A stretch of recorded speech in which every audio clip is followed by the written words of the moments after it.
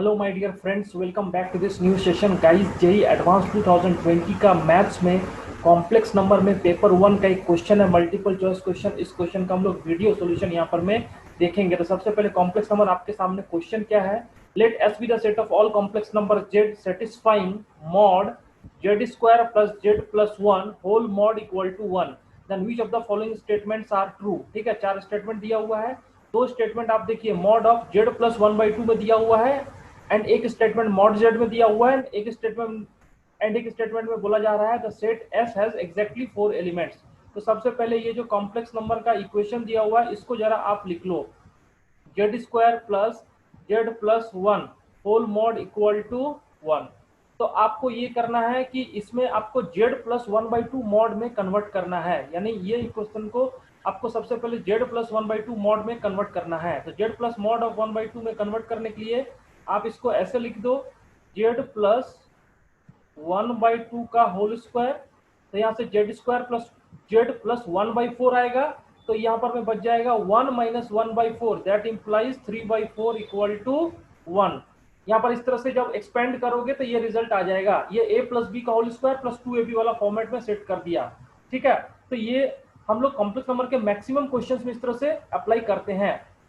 आप देखिए ध्यान से, ये कॉम्प्लेक्स नंबर को मैंने मान लिया, सपोज करो Z1 और ये मान लिया Z2। ठीक है, तब इसमें ट्राइंगल इनइक्वालिटी का प्रॉपर्टी को लगाना है, क्योंकि कॉम्प्लेक्स नंबर में कभी भी इनइक्वालिटी का क्वेश्चन आता है तो you have to apply triangle inequality.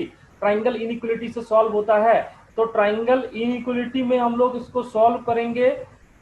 Triangle inequality में एक आपके पास में लेस देन वाला पार्ट होता है, ग्रेटर देन वाला पार्ट होता है। तो इसको इस तरह से लिख सकते हैं कि अगर आप देखो डिफरेंस ऑफ टू साइड्स ऐसे करके, अगर Z1 एंड Z2 का डिफरेंस लेंगे तो difference of two sides of the triangle से बड़ा होगा थर्ड साइड। ठीक है, थर्ड साइड का मतलब हो गया ये वाला mod of Z1 plus Z2, and इसी में sum of two sides mod Z1 plus mod Z2 is greater than third side. तो ये ट्राइंगल इनइक्वालिटी लगाया। अब जिसमें Z1 है Z2 उसको पुट करते रहेंगे। तो यहाँ पर भी देखिए, अगर ये वाला इनइक्वालिटी को फिट करें तो यहाँ से बन जाएगा mod of Z plus one by two का whole square minus mod Z2 को लिखेंगे three by four whole mod less than equal to mod of Z1 plus Z2, इसको लिखेंगे one less than equal to, इसको लिख देंगे mod of Z plus one by two का whole square plus three by four का mod, तो आप three by four ही लिखोगे। ठीक है, अब एक बार लेफ्ट हैंड साइड वाले को सॉल्व करूंगा एंड एक बार राइट हैंड साइड वाले को सॉल्व करूंगा, तो मुझे दोनों इनइक्वालिटी में क्या रिलेशन हो रहा है वो पता चलेगा। तो लेफ्ट हैंड साइड वाले को अगर सॉल्व किया जाए, ठीक है, तो आप इसको लिखोगे इस तरह से mod of Z plus one by two whole square minus three by four whole mod less than equal to one. अब इसको जब एक्सपेंड करोगे तो आपके पास में इस तरह से बनेगा minus one less than equal to mod of Z plus one by two whole square minus three by four less than equal to one. Inequality set किया। अब ये माइनस थ्री बाई फोर अगर इधर जाएगा तो प्लस थ्री बाई फोर। ठीक है, तो यहाँ माइनस वन बाई फोर होगा और यहाँ पर में one plus three by four, ये हो जाएगा सेवन बाई फोर। तो आपके पास में अगर ये इनइक्वालिटी आप देखोगे तो यहाँ पर बन जाएगा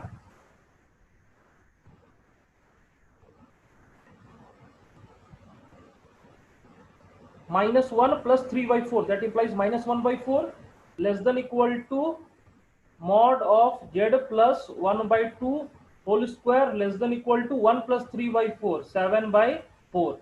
अब देखो ये नेगेटिव से तो ऑलरेडी बड़ा होगा ये मॉड का स्क्वायर, तो इससे तो कुछ नहीं मिलेगा। लेकिन ये वाले में अगर होल स्क्वायर से, लेकिन ये वाले पार्ट में अगर स्क्वायर रूट लेंगे तो आपके पास में इस तरह का रिजल्ट मिल रहा है, Z plus one by two whole square less than equal to seven by four.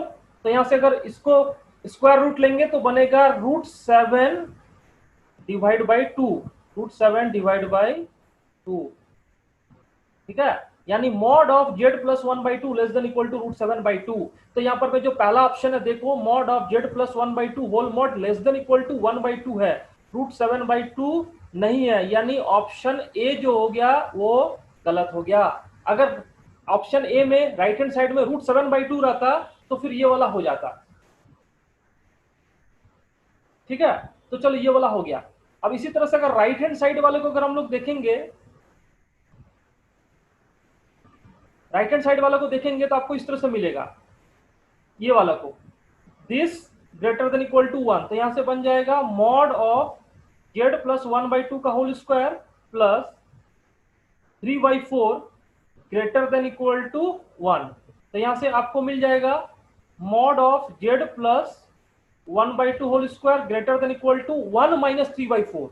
1 minus 3/4 ये हो जाएगा 1/4। तो यहां से अगर मॉड आप इसको लोगे तो ये बन जाएगा Z plus 1/2 whole mod greater than equal to 1/2, greater than equal to 1/2। यानी आपके पास में ये वाला जो ऑप्शन है mod of Z plus 1/2 greater than equal to 1/2 for all z belongs to S, ये वाला ऑप्शन बी जो सॉरी ऑप्शन सी जो है वो सेटिस्फाई कर गया, सी सेटिस्फाई कर गया। यानी आपके पास में ए नहीं हुआ, सी हो गया। ठीक है, तो जेड प्लस 1/2 वाले दो ऑप्शन थे ए और सी, तो इसको तो चेक कर लिया। अब फिर से इसको मॉड जेड वाले इनइक्वलिटी में कन्वर्ट करना है। अब ये वाले ऑप्शन को चेक करना है आपको, ऑप्शन बी को चेक करना। ऑप्शन बी के लिए हमने मॉड जेड को लिख दिया। तो इसमें आप देखो ये पूरे को एक कॉम्प्लेक्स नंबर ले लो, ठीक है, एंड ये 1 को दूसरा कॉम्प्लेक्स नंबर। तो यहां भी इस तरह से लगा सकता हूं ट्राइंगल इनइक्वलिटी, ट्राइंगल इनइक्वलिटी इस तरह से difference of two sides of the triangle. तो एक side Z square plus Z का mod, mod Z square plus Z minus 1 का मॉड तो 1 ही होगा, less than equal to third side. Third side आपके पास में ये पूरा हुआ है Z square plus Z plus 1, ये हो गया।